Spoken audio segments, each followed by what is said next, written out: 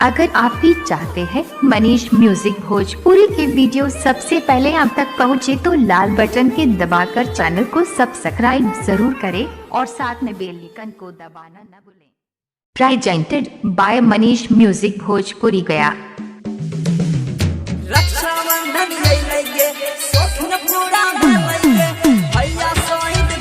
Mixed by Manish Sharma.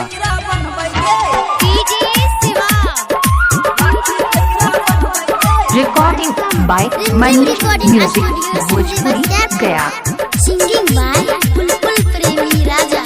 हाँ बड़ा रह प्यारा भैया दुलारा भौजी हमर सुना गे सखिया सखिया गे चैना कसनिया गे शहीद राखी के करा हाथ में बना बही गे सखिया सखिया गे चैना कसनिया गे शहीद राखी के करा हाथ में बना बही गे सखिया।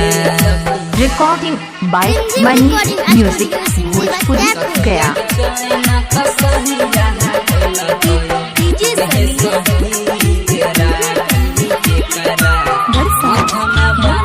Mixed by Manish Sharma.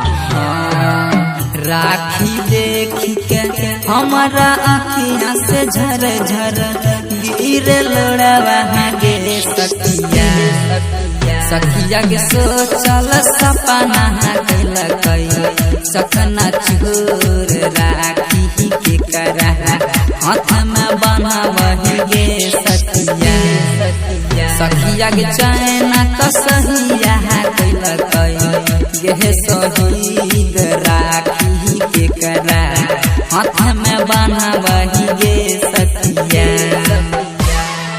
Singing by Bulbul Premi राजा। सखिया के चैना कसहिया गे शहीद राखी के करा हाथ में बना। Mixed by Manish Sharma. भैया के बिना घर जगना सुना सुना लागे गे सखिया सखिया के बिकरंता फूल फूल यरुन संग में छोड़ बेहवा है राखी के करा बना वही गे सखिया सखिया के चैना कसैया गे शहीद राखी के करा हाथ में बना वही गे सखिया। Recording by Manish music Bhojpuri Gaya.